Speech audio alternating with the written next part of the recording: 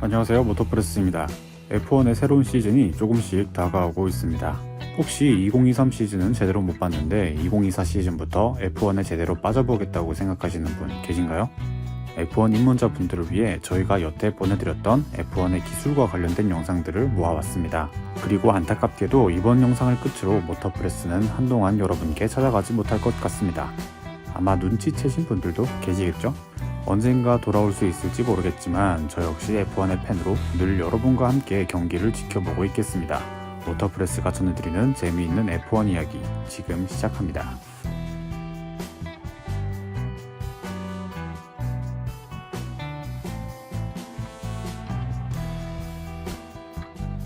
(2020년) 바레인 그랑프리, 한 선수의 차가 시속 220km의 속도로 가드레일에 부딪힙니다.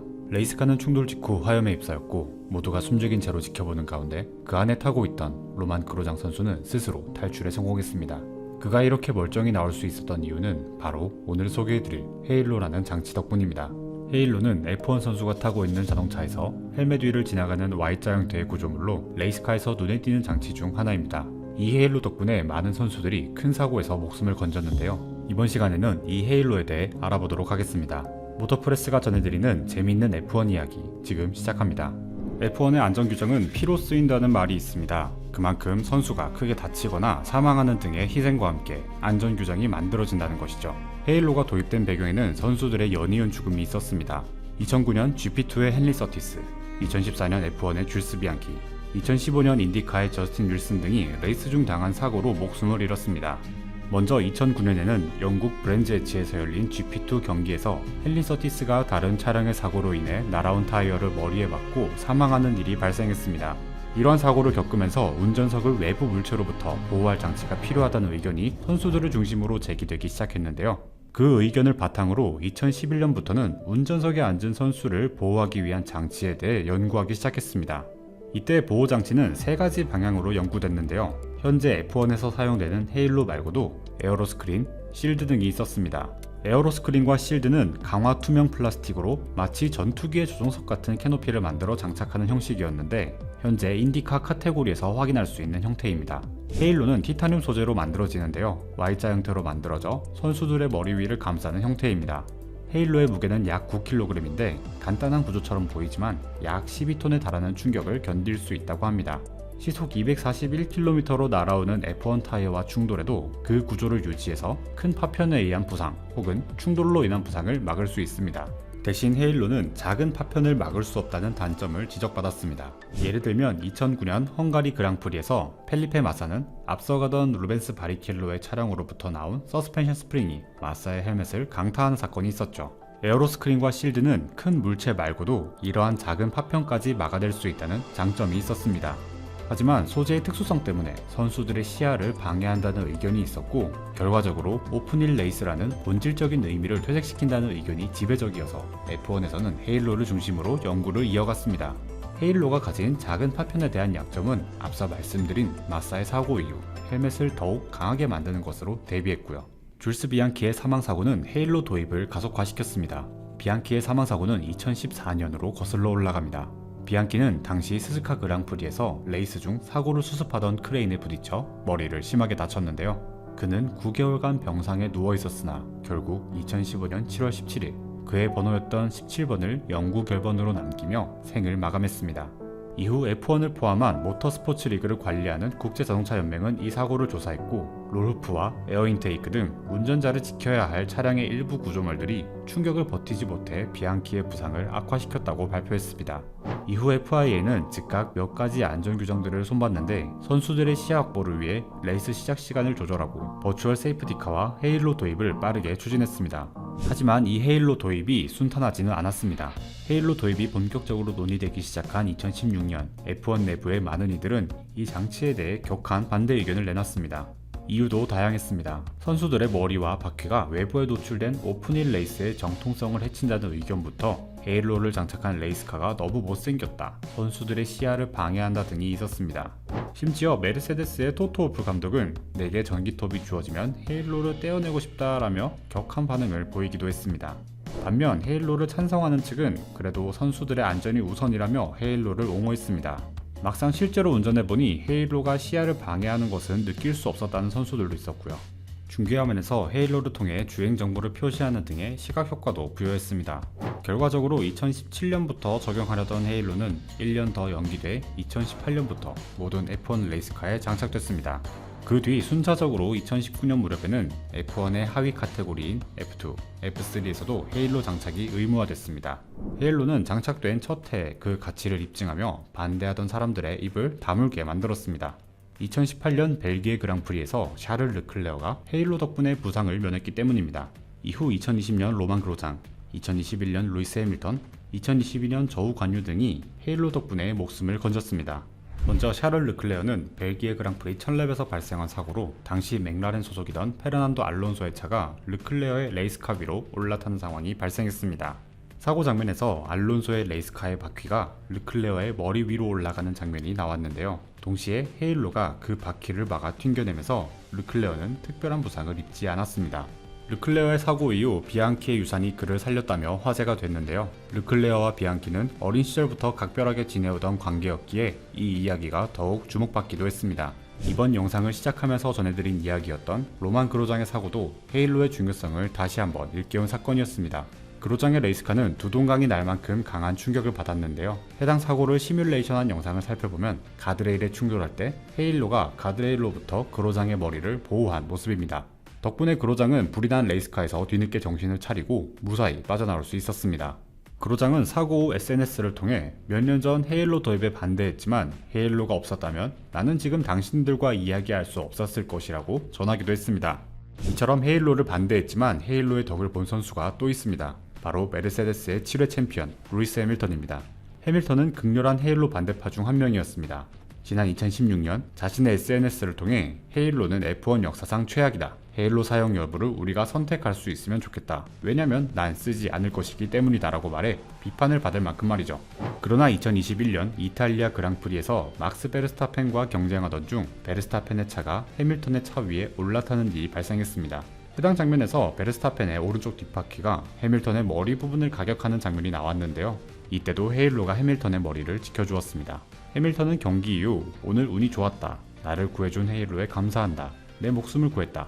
여전히 살아있다는 것에 감사하다고 전했습니다.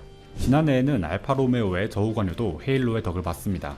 실버스톤에서 출발 직후 사고에 휘말리며 레이스카가 뒤집어져서 한참을 미끄러졌는데 이때도 헤일로가 그의 머리 공간을 보호한 것이죠. 차량이 뒤집어졌을 때 드라이버의 머리 공간을 보호하는 롤후프가 갈려나갈 정도였는데 이때도 헤일로가 아니었다면 머리에 큰 부상을 입을 위험이 있었다고 합니다.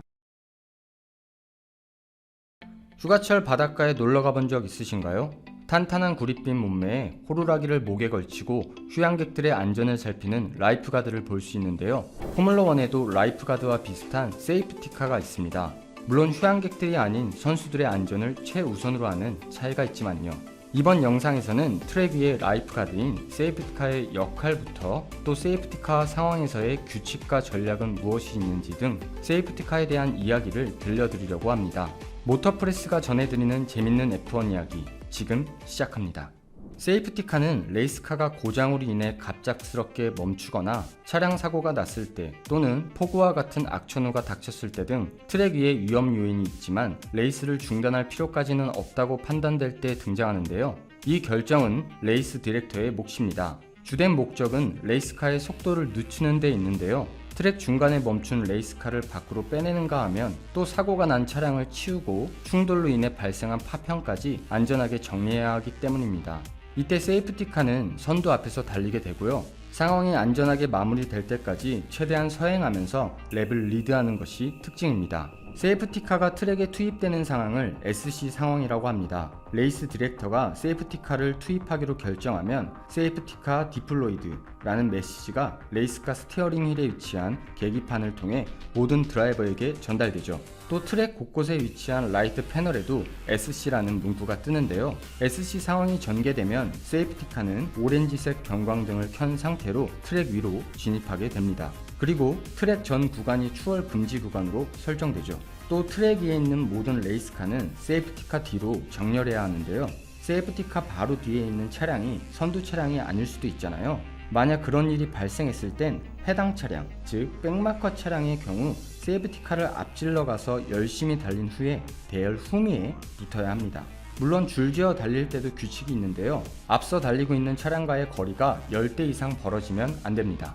당연히 불필요하게 느리게 주행하거나 다른 선수에게 위협을 가할 만한 행동을 해서도 안 되겠죠? 그렇게 1랩, 2랩 주행하다가 레이스 디렉터가 이제 정상적으로 경기를 진행시켜도 되겠군 이라는 생각이 들어서 세이프티카를 불러들여라 라고 명령을 내리면 세이프티카 인 디스 랩 이라는 메시지가 선수들에게 전달되게 됩니다. 이와 동시에 세이프티카의 경광등도 꺼지게 되죠. 경광등이 꺼진 후에는 가장 맨 앞에 선 선수가 레이스 페이스를 결정하게 됩니다. 이후 선두 차량이 컨트롤 라인을 지나는 순간 경기가 재개되는 것이죠. VSC라는 문구를 보신 적 있을 것 같은데요. 바로 이게 버추얼 세이프티카 상황입니다. 세이프티카 상황과 가장 큰 차이는 실제가 아닌 가상의 세이프티카가 투입된다는 점인데요. SC가 아닌 VSC 상황이 발동되는 이유는 트랙 위에 멈춘 차량이 다른 드라이버에게 크게 위험이 되지 않거나 차량 간의 사고가 경미하기 때문입니다. VSC 상황의 장점은 가상의 세이프티카이기 때문에 즉각적으로 발동할 수 있다는 것이고요. 세이프티카 상황과 달리 레이스카 사이의 갭이 유지되기 때문에 상위권 선수의 억울함을 덜어준다는 것도 있겠네요. VSC 상황이 전개되면 드라이버에게는 VSC 디플로이드라는 메시지가 전달됩니다. SC 상황과 마찬가지로 라이트 패널에도 VSC 문구가 뜨게 되고요. VSC 상황에서는 세이프티카가 등장하지 않지만 속도는 제한되는데요. 어린이 보호구역처럼 시속 30km 이런 식은 아니고요. 평상시 소요되는 랩타임보다 30% 정도 늦게 달려야 한다고 이해하시면 좋을 것 같아요. 또 SC 상황처럼 추월도 불가능하고요. 그렇다면 선수들은 어떻게 평상시 랩타임보다 30% 정도 느리게 주행할 수 있을까요? 생각만으로도 굉장히 어려울 것 같죠? 방법은 의외로 간단합니다. 스티어링 휠에 위치한 계기판에 델타 값이 표시되기 때문이죠. 델타 값은 실제로 달리고 있는 페이스와 목표로 하는 랩타임의 격차를 일컫는데요. 선수가 목표로 설정한 랩타임보다 빠르게 달리고 있으면 델타 네거티브, 목표보다 더 느리게 달리고 있으면 델타 포지티브라고 합니다. 이 수치를 이용해서 VSC 랩타임, 즉 30% 더 느린 랩타임에 최대한 근접해서 달리는 거죠. 지금은 2초나 더 빠르게 달리고 있네. 속도를 줄여야겠다. 지금은 3초나 느리게 달리고 있으니까 더 빠르게 달려도 되겠군. 뭐 이렇게 중얼거리면서 달리지 않을까요? 세이프티카 상황이 전개되면 각 팀은 너나 할 것 없이 최선의 선택을 내리기 위해 노력합니다. 일단 SC 상황이 전개되면 레이스카 간의 간격이 줄어들고 또 느린 속도로 주행하기 때문에 타이어 교체에 대한 리스크가 줄어들게 됩니다. 즉, 피트인에서 타이어를 교체하고 트랙으로 복귀해도 경쟁 상대들이 멀리 도망가지 못한다는 뜻이죠. 이와 같은 이유로 SC 상황에서는 타이어 교체를 진행하는 팀이 많습니다. 여기서 얼마나 이익을 볼 수 있는지 궁금한 분들도 계실 텐데요. 서킷마다 다르지만 통상 SC 상황에서 피트스탑을 진행할 경우 정상적인 레이스 상황보다 10초 내외의 이득을 볼 수 있습니다. 예로 이탈리아 그랑프리가 열리는 몬자 서킷의 경우 정상적인 레이스 상황에서는 피트로 들어와서 타이어를 교체하고 트랙으로 복귀할 시 24초를 손해보지만 SC 상황에서는 17초만 손해를 보면 된다는 것이죠. 하지만 꼭 그런 것만은 아닙니다. 아직 타이어 컨디션이 괜찮다면 소환되고 코필드, 손쉽게 더 높은 순위로 올라갈 수 있는 기회이기도 하니까요. 다만 세이프티카 상황은 드라이버에게 적지 않은 부담을 주는데요. 세이프티카 뒤에서 서행하기 때문에 타이어 온도가 떨어지면 타이어의 성능 저하가 따르기 때문이에요. 또 브레이크 시스템 역시 영향을 받는데요. 뜨거워진 브레이크 시스템을 공기 흐름으로 냉각시켜야 하는데 그렇지 못하는 상황이 진행되니까 부담이 아닐 수 없습니다. 2023 시즌 세이프티카로 활약하는 모델은 메르세데스의 AMG GT 블랙 시리즈와 에스턴 마틴 벤티지 총 두 가지 모델입니다. 먼저 AMG GT 블랙 시리즈부터 살펴볼까요? 빨간색 컬러가 참 인상적인데요. 2019 시즌부터 2021 시즌까지 세이프티카 역할을 수행한 AMG GT-R보다 강력한 성능을 발휘하는 모델입니다. 4.0L V8 트윈터보 엔진이 탑재되는데요. 최고 출력 730마력으로 정지 상태에서 100km까지 단 3.2초, 최고 속도는 325km에 달하죠. 초록색 컬러의 에스턴 마틴 벤티지는 2021 시즌부터 AMG GT 블랙 시리즈와 같이 세이프티카로 사용되고 있습니다. 메르세데스에서 공급받은 4.0L V8 엔진이 탑재돼 최고 출력 503마력을 발휘하는 모델이에요. 수치로 알 수 있듯이 AMG GT 블랙 시리즈보다는 조금 성능이 떨어지는데요. 이러한 이유로 지난 시즌 내내 선수들에게 느리다고 질타를 받은 바 있습니다. 대표적으로 페라리의 샤를 르클레어와 메르세데스의 조지 러셀이 벤티지 세이프티카가 AMG GT 블랙 시리즈보다 랩당 5초가 느리다고 지적했는데요. 선수들은 세이프티카가 너무 느리게 주행하면 타이어의 온도를 유지할 수 없기 때문에 불만을 터뜨린 것으로 전해졌죠. 어쨌거나 해당 모델들은 세이프티카 역할을 수행하기 위해 몇 가지 튜닝을 거칩니다. 실내에는 6점식 안전벨트와 트랙 상황을 모니터하기 위한 태블릿, 레이스 컨트롤과 무선 통신을 위한 시스템 등의 장치가 탑재되고요. 실외에는 선수들에게 사인을 주기 위한 라이트 시그널링과 라이트 바가 장착됩니다. 그렇다면 세이프티카는 누가 운전하고 있을까요? 바로 베른트 메이랜더입니다. 메이랜더는 2000년부터 F1 세이프티카 공식 드라이버로 활동 중인데요. 독일 투어링카 챔피언십 출신의 전직 레이싱 선수이기도 하죠. 그의 조수석에는 레이스 컨트롤과의 통신을 담당하는 리차드 다커가 앉아있다고 합니다. 여러분은 F1 중계에서 레이스카의 거대한 뒷날개가 여닫는 모습을 본 적이 있으신가요?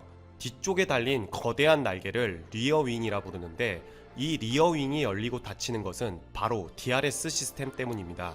오늘 소개할 DRS는 드래그 리덕션 시스템의 약자로 직역하면 항력 축소 시스템을 의미하는데요. 이번 시간에는 이 DRS가 정확히 무엇이며 F1과 어떤 관련이 있는지 간단히 알아보도록 하겠습니다. 모터프레스가 전해드리는 재미있는 F1 이야기 지금 시작합니다. DRS는 레이스카 뒷부분에 탑재된 리어윙을 자유롭게 여닫는 장치입니다. 일반적으로 레이스카가 달릴 때 그 반대 방향으로 밀어내는 공기 저항력인 드래그 포스가 발생하는데 바로 DRS가 이 드래그 포스를 줄이기 위한 장치인 것이죠. 이 드래그 포스를 줄일수록 레이스카의 속력이 올라가기 때문에 DRS는 레이스카에 아주 중요한 역할을 한다고 할 수 있습니다. 그러면 단순히 날개를 열고 닫는 DRS 장치로 드래그 포스를 줄일 수 있는 이유는 무엇일까요? 이를 알기 위해서는 다운포스라는 개념을 이해해야 됩니다. 우리말로 아래로 짓누르는 힘이라는 뜻인 다운포스는 말 그대로 레이스카를 아래로 누르는 힘을 의미합니다. 이 다운포스를 통해 레이스카는 타이어의 그립을 더욱 극대화할 수 있죠. F1에서 타이어의 그립의 중요성은 아무리 강조해도 지나치지 않습니다. 자동차가 주행하기 위해서는 타이어와 노면 사이에 적절한 마찰력이 요구됩니다. 마찰력이 아예 없다면 아무리 강력한 엔진을 갖춘 차량이라도 주행이 불가능합니다. 반대로 타이어가 버틸 수 있는 마찰력 이상의 힘이 작용한다면 차량이 미끄러지게 되죠.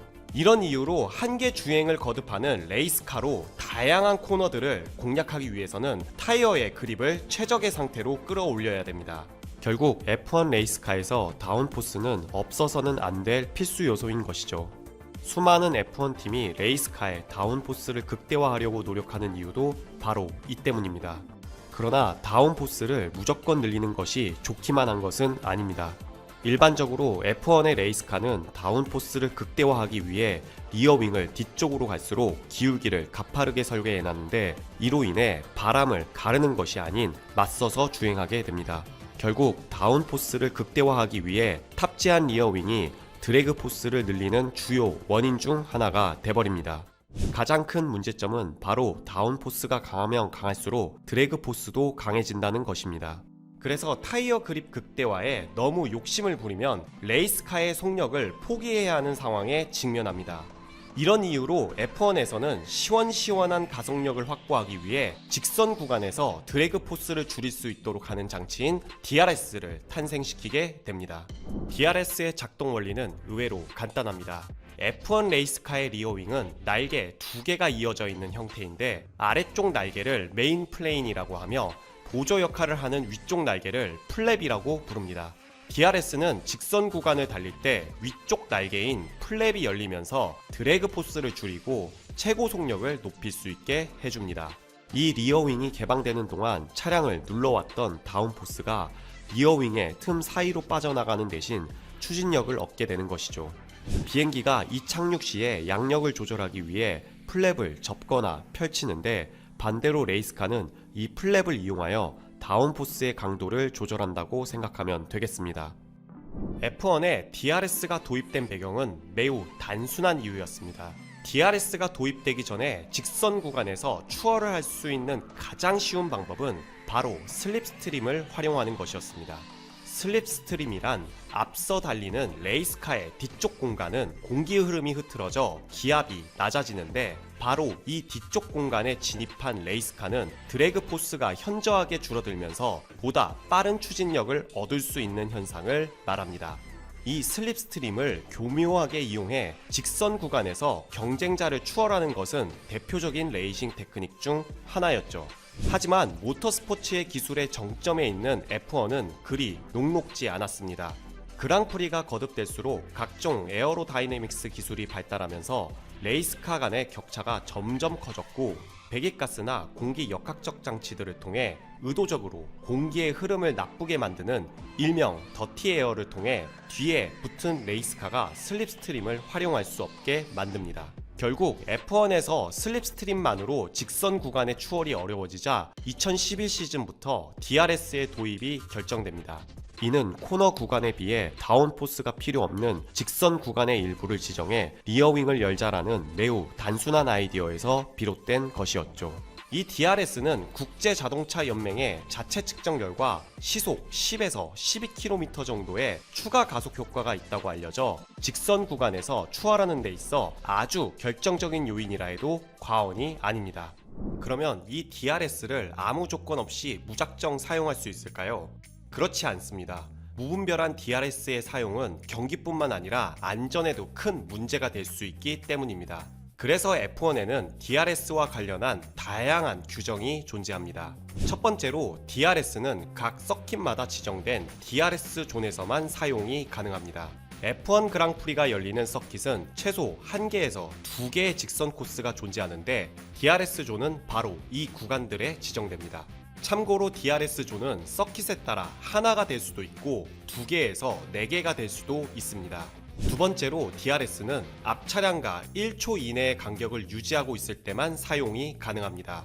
각 DRS 존에는 DRS의 사용 여부를 측정하는 DRS 디텍션이란 체크 지점을 마련하는데요. 두 레이스카의 시간 차이는 바로 이 체크 지점을 기준으로 측정합니다.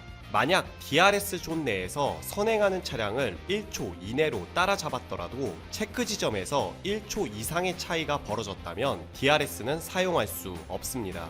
참고로 선행하고 있는 레이스카가 한 바퀴 이상 뒤처진 백마커 차량이라 하더라도 체크 지점에서 1초 이내의 간격이라면 DRS를 사용할 수 있죠. 세 번째는 레이스가 시작된 후 3랩부터 DRS 사용이 가능합니다. 즉 레이스 시작 직후 2랩 동안은 DRS를 쓸 수 없는 것인데요. 이는 경기가 중단되고 재개되거나 세이프티카 상황이 해제된 후에도 동일하게 2랩 동안 DRS를 사용할 수 없습니다. 마지막으로 경기 중에 레이스 디렉터가 DRS를 사용하기에 위험하다고 판단할 경우에는 사용이 불가능합니다.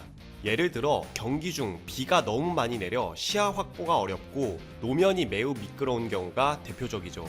다만 레이스 디렉터가 비가 내리더라도 노면이 어느 정도 말라간다고 판단할 경우 DRS를 다시 사용할 수 있도록 하는 경우도 있으니 참고 바라겠습니다. So box, box, box, box, box, box, box, box. 포뮬러1 중계를 보면서 한 번쯤 들어본 라디오죠? 이 라디오를 들은 레이스카는 트랙을 벗어나 어딘가로 들어갑니다. 그곳에는 20명 정도의 크루들이 대기하고 있습니다. 그들 앞에 차를 세우면 차가 번쩍 들리고 순식간에 타이어가 교환됩니다. 그것도 3초가 채 지나기 전에 말이죠. 그리고 선수들은 다시 트랙으로 향합니다. 이 모든 과정을 부르는 용어가 바로 피트스톱입니다. 이번 시간에는 레이스 순위를 좌우할 수 있는 피트스톱에 대해 알아보도록 하겠습니다. 모터프레스가 전해드리는 재미있는 F1 이야기 지금 시작합니다.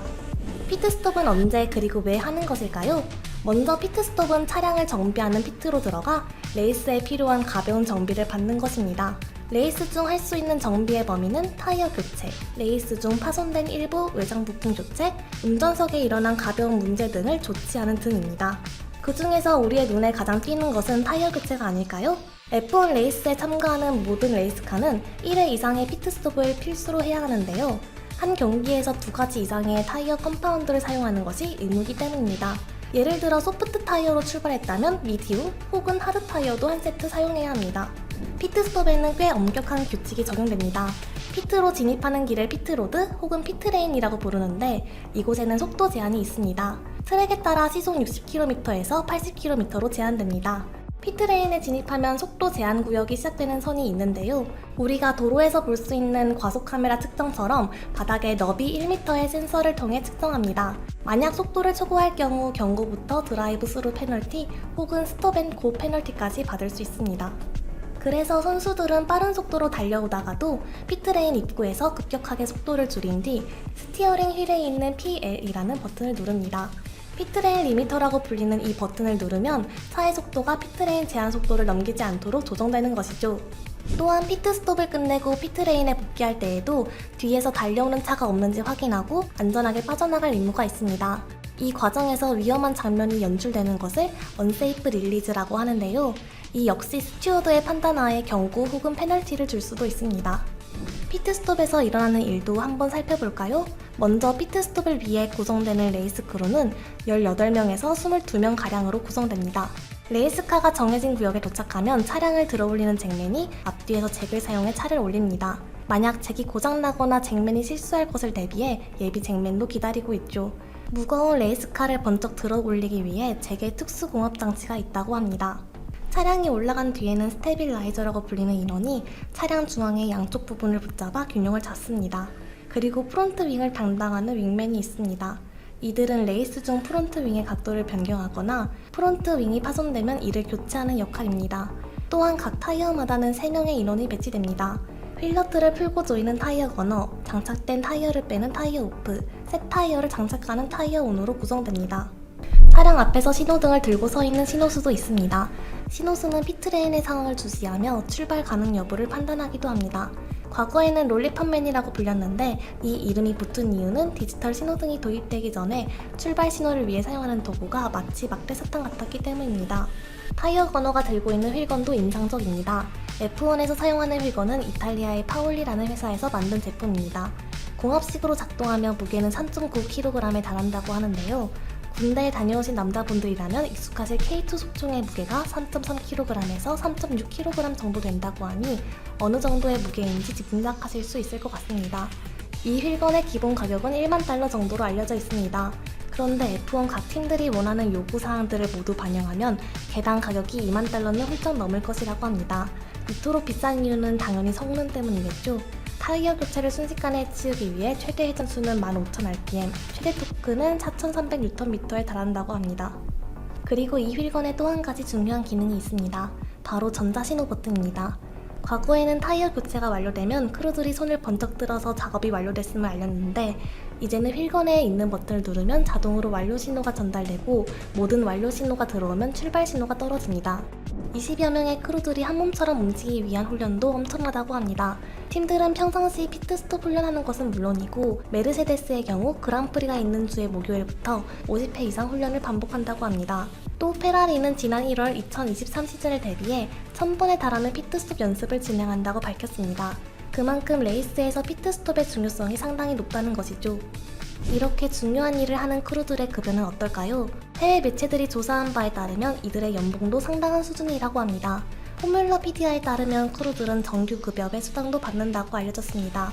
2022년을 기준으로 크루들을 책임지는 크루치프는 레이스당 1만 달러의 수당을 받고 레이스를 이겼을 때 5천 달러의 추가 수당을 받는다고 하는데요. 크루치프의 연봉은 100만 달러, 하나로 약 13억 원 정도라고 합니다. 그리고 일반 크루들은 경력과 업무에 따라 15만 달러 정도의 연봉을 받는다고 하는데요. 모터스포츠 중 최고의 카테고리인 만큼 구성원들의 급여도 화려하네요. 피트스톱은 전략적으로도 굉장히 중요합니다. 피트스톱 타이밍에 따라 추월을 할 수도 추월을 당할 수도 있기 때문입니다. 대표적으로 알려진 용어는 언더컷과 오버컷이 있습니다. 아주 간단하게 설명하면 언더컷은 타이어를 비교적 일찍, 오버컷은 타이어를 비교적 늦게 교환하며 레이스 순위의 이득을 보려는 전략입니다.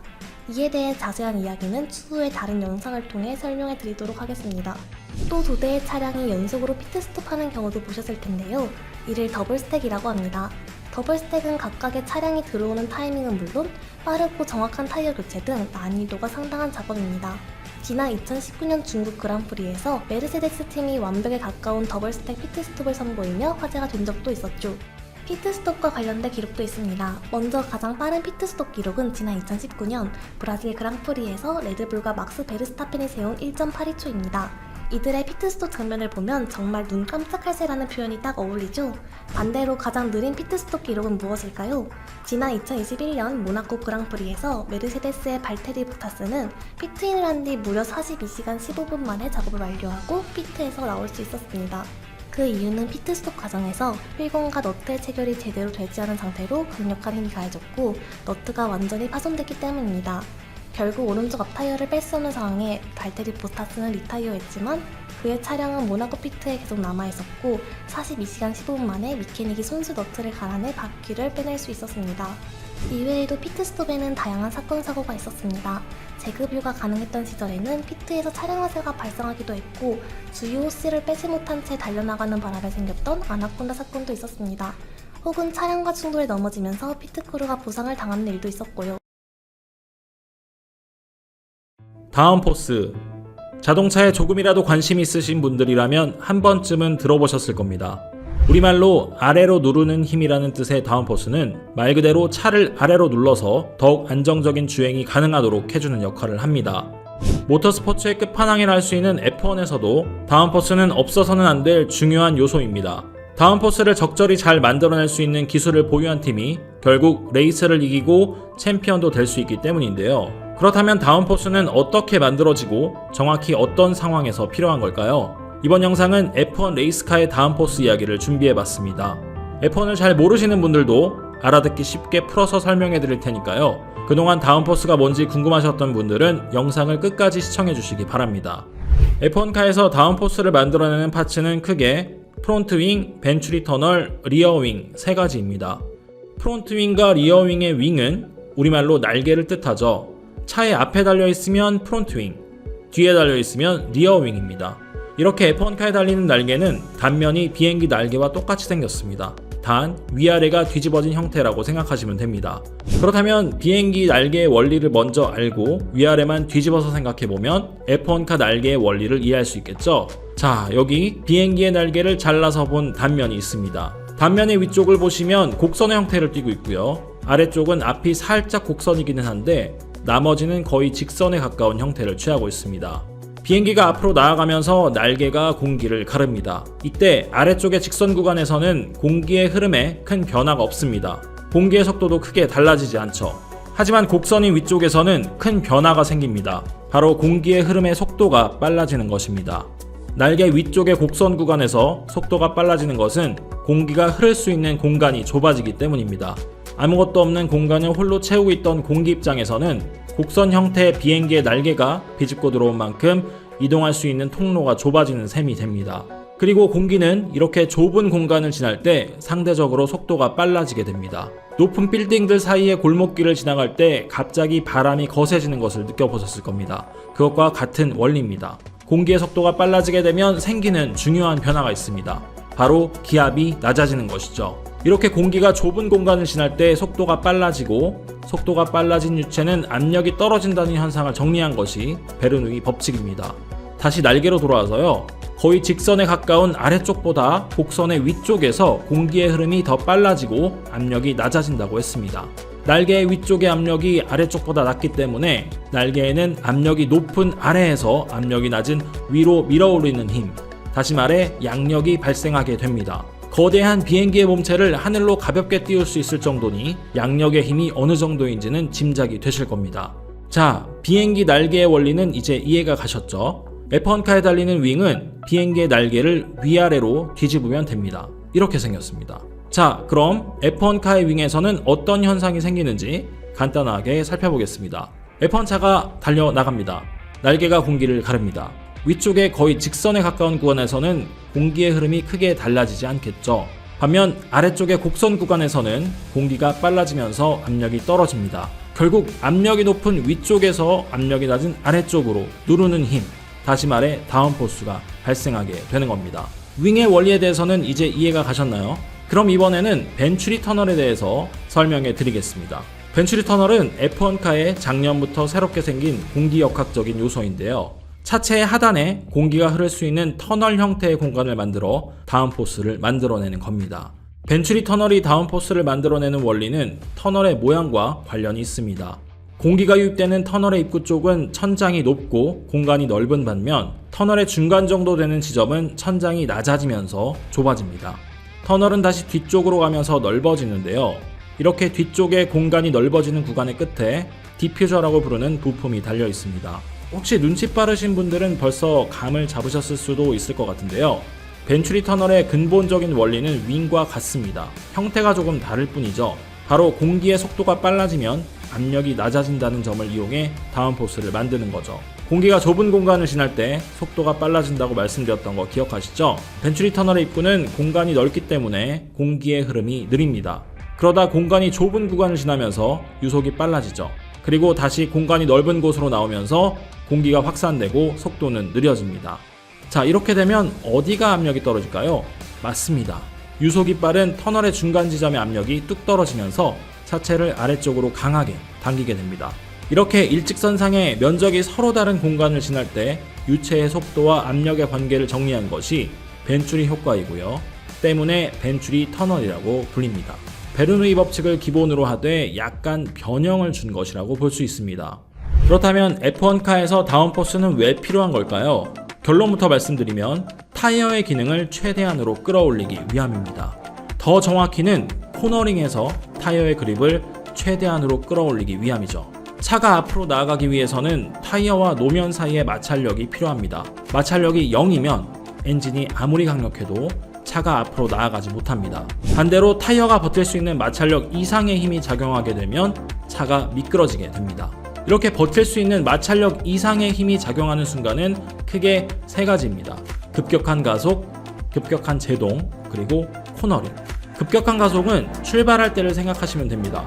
차가 멈춰 있을 때 엑셀레이터 페달을 있는 힘껏 밟게 되면 구동축에 엄청난 힘이 걸리면서 타이어가 헛돌게 되죠. 이렇게 헛도는 이유는 엔진에서 너무 많은 힘이 한꺼번에 전달되면서 타이어와 노면 사이에서 견딜 수 있는 마찰력 이상의 힘이 가해졌기 때문입니다. 반대로 고속으로 달리던 차가 갑자기 제동을 하게 되는 경우도 마찬가지입니다. 이때도 차가 앞으로 나아가려는 관성이 타이어와 노면 사이에서 견딜 수 있는 마찰력 이상으로 클 경우 차가 미끄러지게 되죠. 코너링에서는 어떨까요? 직진으로 달리던 차가 코너 구간에 진입하게 되면 차의 원심력이라는 새로운 힘이 걸리게 됩니다. 때문에 코너링 구간에서는 직선에서보다 더 큰 마찰력을 필요로 합니다. 이렇게 직진 방향의 원심력이 더해진 힘이 타이어가 버틸 수 있는 마찰력을 넘어서는 순간 차는 미끄러지게 되죠. 구동축이 뒤쪽에 있는 F1카의 경우 가속을 하면서 코너를 달리게 되면 차의 뒤가 흐르는, 다시 말해 미끄러지는 오버스티어 현상이 발생하기 쉽습니다. 오버스티어 현상이 심하면 차가 완전히 돌면서 통제 불능의 상황에 놓이게 됩니다.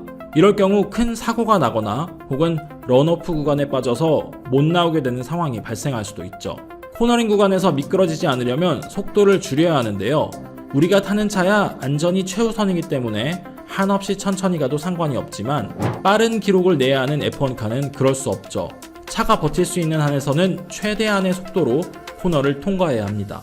코너에서 더 빠른 속도로 달리기 위해서는 타이어와 노면 사이의 마찰력을 높여야 합니다. 그렇다면 타이어와 노면 사이의 마찰력을 높이는 방법은 뭐가 있을까요? 더 좋은 타이어를 쓰는 방법도 있고 차의 무게를 높이는 방법도 있습니다. 하지만 이 두 가지 모두 불가능할 경우에는 네, 그렇습니다. 다운포스, 다시 말해 공기의 힘을 이용해 위에서 아래로 차를 눌러주는 힘을 만들어내는 것이 타이어의 마찰력을 높이는 최고의 방법이 되겠습니다. 그래서 다운포스를 잘 만들어내는 팀이 코너에서 더 빠른 기록을 낼 수 있는 겁니다. 견딜 수 있는 마찰력이 높아지기 때문에 코너를 더 빠르게 통과해도 미끄러지지 않는 거죠. 2022 시즌의 페라리 팀의 레이스카가 이 같은 경우에 해당됩니다. 페라리의 샤를 르클레어 선수는 레드불의 막스 베르스타펜과 비교해 특히 저속 코너링 구간에서 기록이 뛰어났죠.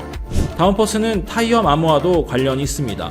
다운포스가 높을수록 코너링에서 그립이 좋아진다고 말씀드렸는데요. 그립이 좋아진다는 것은 미끄러지는 현상이 덜 하다는 것이죠. 그 말은 코너에서 타이어가 덜 갈린다는 의미가 되기도 합니다. 그렇다면 다운포스는 마냥 좋기만 할까요? 그렇지는 않습니다. F1카의 윙은 다운포스를 극대화하기 위해 뒤쪽으로 갈수록 기울기를 가파르게 설계해놨습니다. 덕분에 바람을 가르고 가는 것이 아닌 맞서서 가는 형태가 됩니다. 자연스럽게 저항력이 생기겠죠. 그리고 이것을 드래그 포스, 뒤로 끌어당기는 힘이라고 부릅니다. 윙에 의해서 만들어진 다운포스가 강하면 강할수록 드래그 포스도 강해집니다. 그래서 F1카에는 직선 구간에서 드래그 포스를 줄일 수 있도록 하는 장치인 DRS, 풀어서 드래그 리덕션 시스템, 우리말로는 뒤로 끌어당기는 힘을 줄여주는 시스템이 있습니다. DRS 작동 원리는 이렇습니다. 리어윙은 두 개의 날개가 이어져 있는 형태인데 직선 구간에서 달릴 때 이 중 하나를 수평으로 눕혀서 드래그 포스를 줄이고 속도를 높일 수 있게 해주는 장치죠. 드래그 포스뿐만 아니라 다운 포스도 줄기 때문에 코너에서는 DRS를 쓰지 않습니다. 이뿐만 아니라 F1 팀들은 서킷의 특성에 맞게 윙의 크기에 변화를 주기도 합니다. 이탈리아 몬자 서킷과 같이 고속으로 달릴 수 있는 직선 구간이 많은 서킷을 달릴 때는 더 작은 리어윙을, 정확히는 덜 세워진 리어윙을 장착하고 경기에 임합니다. 직선 구간에서의 드래그 포스를 줄여서 최고 속도를 끌어올리기 위해서죠.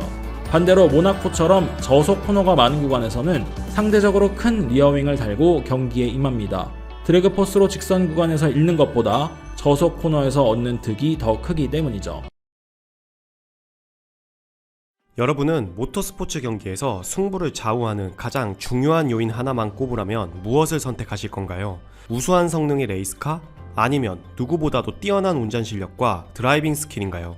물론 이 모든 것들이 승부처의 중요한 요소지만 제 개인적으로는 타이어를 꼽고 싶습니다. 여느 모터스포츠와 마찬가지로 타이어는 포뮬러1에서도 승부의 가장 중요한 요인이라 할 수 있습니다.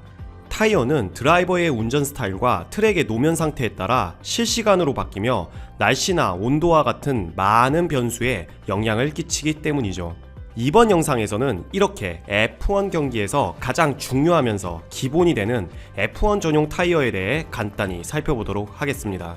모터프레스가 전해드리는 재미있는 F1 이야기 지금 시작합니다. 현재 기준으로 F1의 타이어를 공급하는 업체는 피렐리입니다. 이탈리아 타이어 제조업체인 피렐리는 2011년부터 꾸준한 재계약을 통해 2023년까지 F1 전용 타이어를 독점 공급하고 있습니다. 피렐리는 F1 팀에게 한 시즌마다 약 3만 5천여 개의 타이어를 공급하는 것으로 알려져 있는데 이에 들이는 비용은 연간 1,000억에서 1,500억 원으로 알려져 있습니다.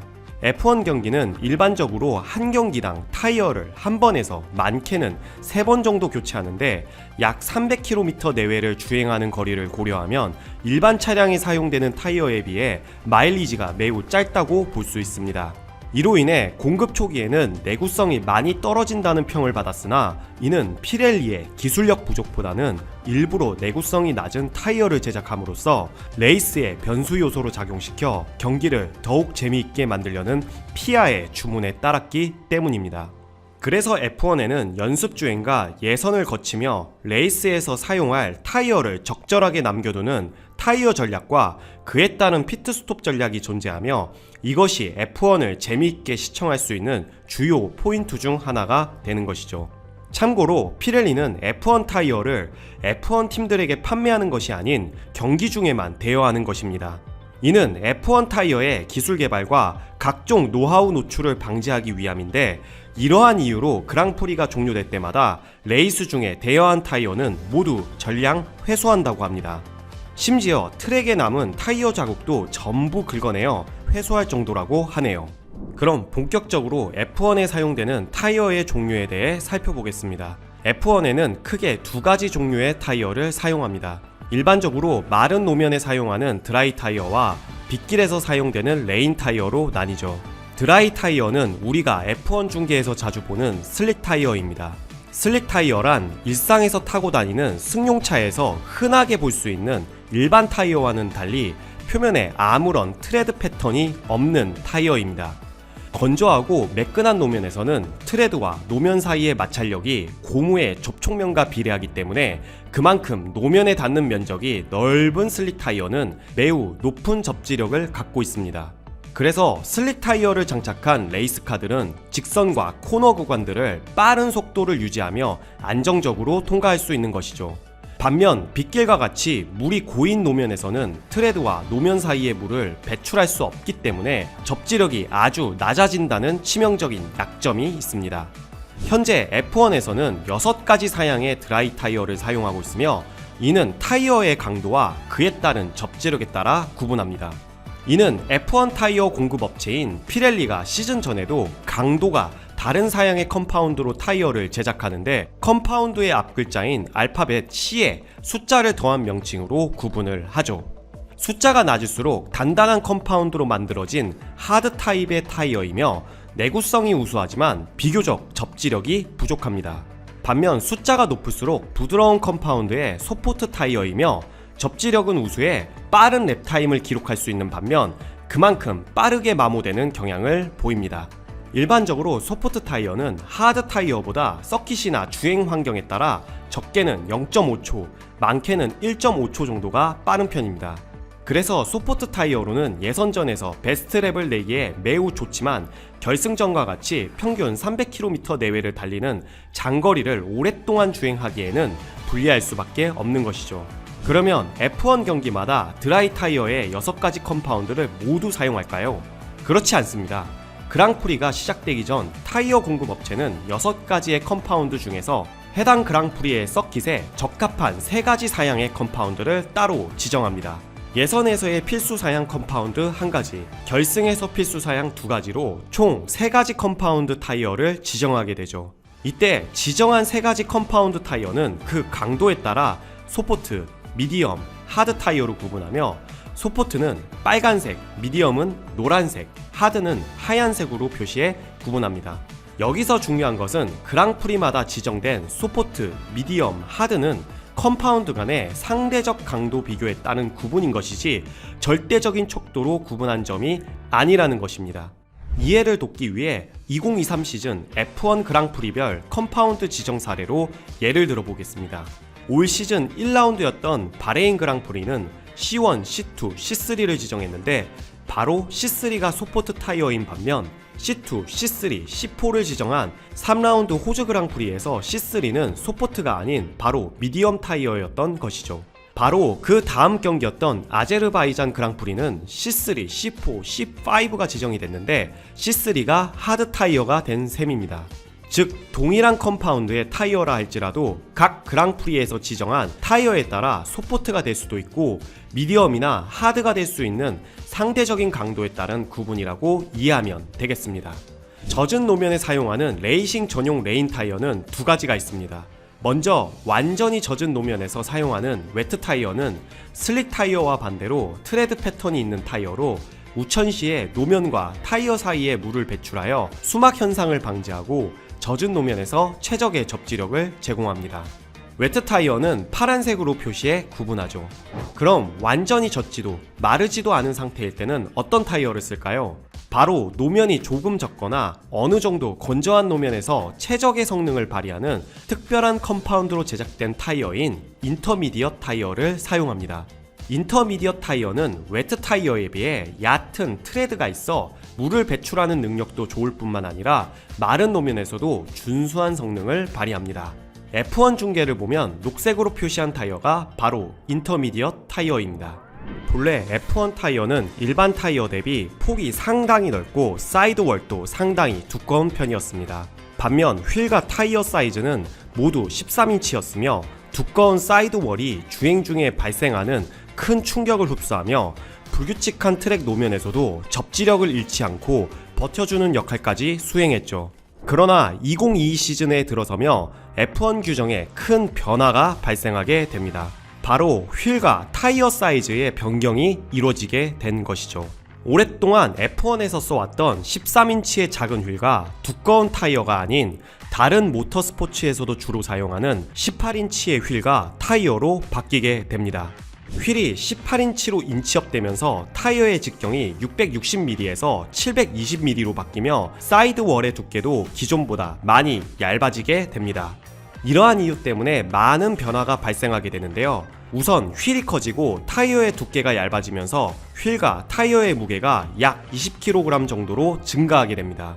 물론 무게가 증가했더라도 승용차의 휠과 타이어의 무게가 대부분 25kg 이상인 점을 고려하면 여전히 가벼운 편인 것은 분명합니다. 그리고 타이어의 두께가 얇아지면서 타이어의 공기압에도 변화가 생기게 됩니다.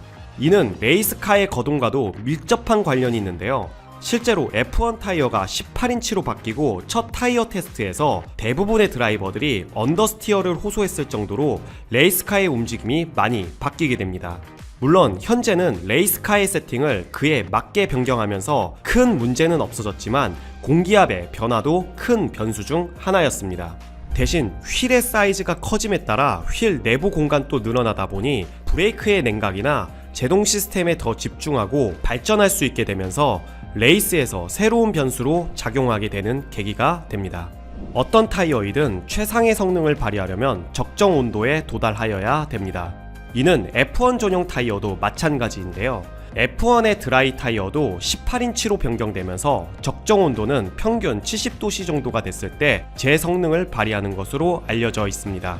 이러한 이유로 F1 팀들은 레이스카가 트랙으로 나가기 전에 타이어 워머라 불리는 타이어 블랭킷으로 타이어의 온도를 일정 수준으로 올려놓는 것입니다. 또한 결승전의 포메이션 랩이나 세이프티카 상황에서 레이스카들이 지속적으로 좌우로 움직이거나 의도적인 브레이크를 하는 것도 타이어 온도를 유지하기 위함이죠. 실제로 F1 경기를 보다 보면 중간에 피트에서 타이어를 교체한 직후 타이어의 온도가 최적 상태로 올라오지 않아 뒤에서 추격해오던 경쟁자에게 추월을 당하는 경우를 흔하게 볼 수 있는데요. 이것도 바로 타이어 온도와 관련돼 있기 때문입니다. 여러분은 F1 중계에서 레이스카의 거대한 뒷날개가 여닫는 모습을 본 적이 있으신가요? 뒤쪽에 달린 거대한 날개를 리어윙이라 부르는데 이 리어윙이 열리고 닫히는 것은 바로 DRS 시스템 때문입니다. 오늘 소개할 DRS는 드래그 리덕션 시스템의 약자로 직역하면 항력 축소 시스템을 의미하는데요. 이번 시간에는 이 DRS가 정확히 무엇이며 F1과 어떤 관련이 있는지 간단히 알아보도록 하겠습니다. 모터프레스가 전해드리는 재미있는 F1 이야기 지금 시작합니다. DRS는 레이스카 뒷부분에 탑재된 리어윙을 자유롭게 여닫는 장치입니다. 일반적으로 레이스카가 달릴 때 그 반대 방향으로 밀어내는 공기 저항력인 드래그 포스가 발생하는데 바로 DRS가 이 드래그 포스를 줄이기 위한 장치인 것이죠. 이 드래그 포스를 줄일수록 레이스카의 속력이 올라가기 때문에 DRS는 레이스카에 아주 중요한 역할을 한다고 할 수 있습니다. 그러면 단순히 날개를 열고 닫는 DRS 장치로 드래그 포스를 줄일 수 있는 이유는 무엇일까요? 이를 알기 위해서는 다운포스라는 개념을 이해해야 됩니다. 우리말로 아래로 짓누르는 힘이라는 뜻인 다운포스는 말 그대로 레이스카를 아래로 누르는 힘을 의미합니다. 이 다운포스를 통해 레이스카는 타이어의 그립을 더욱 극대화할 수 있죠. F1에서 타이어의 그립의 중요성은 아무리 강조해도 지나치지 않습니다. 자동차가 주행하기 위해서는 타이어와 노면 사이에 적절한 마찰력이 요구됩니다.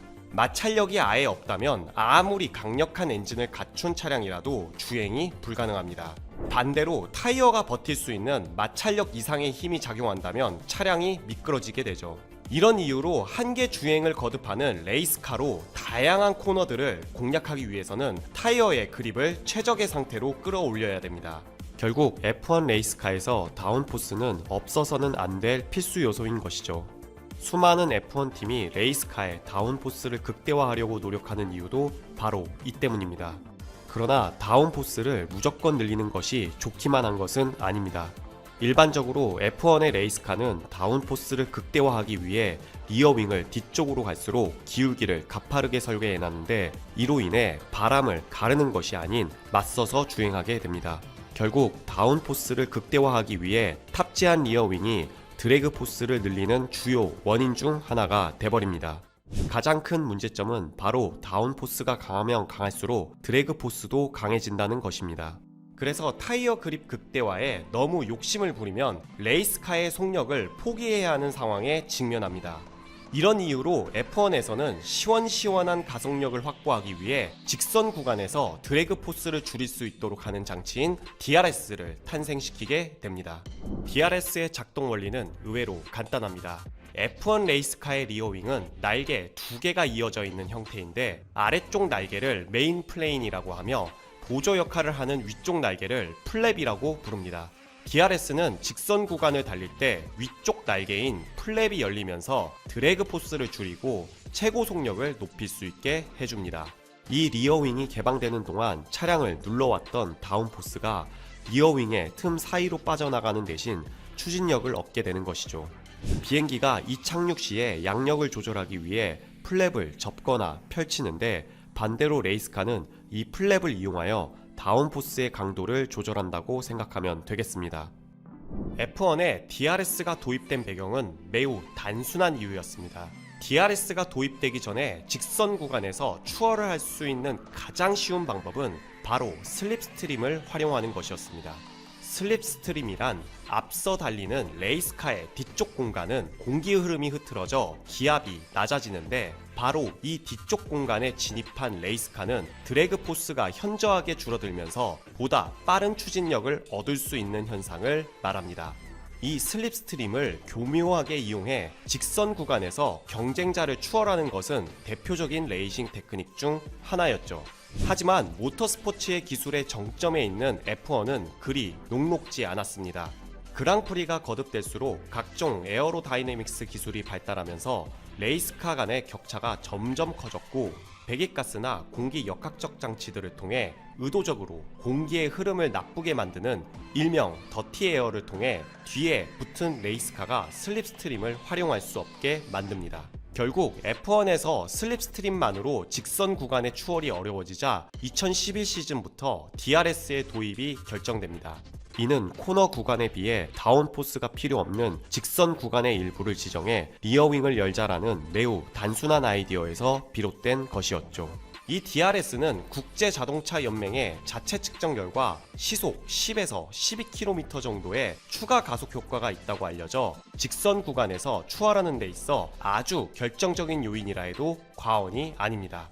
그러면 이 DRS를 아무 조건 없이 무작정 사용할 수 있을까요? 그렇지 않습니다. 무분별한 DRS의 사용은 경기뿐만 아니라 안전에도 큰 문제가 될 수 있기 때문입니다. 그래서 F1에는 DRS와 관련한 다양한 규정이 존재합니다. 첫 번째로 DRS는 각 서킷마다 지정된 DRS 존에서만 사용이 가능합니다. F1 그랑프리가 열리는 서킷은 최소 1개에서 2개의 직선 코스가 존재하는데 DRS 존은 바로 이 구간들에 지정됩니다.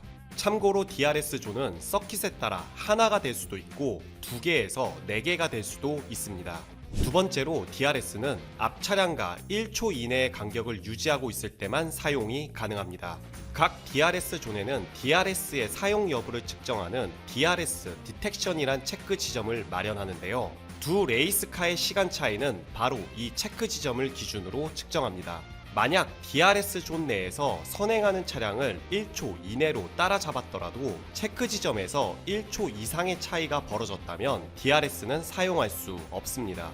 참고로 선행하고 있는 레이스카가 한 바퀴 이상 뒤처진 백마커 차량이라 하더라도 체크 지점에서 1초 이내의 간격이라면 DRS를 사용할 수 있죠.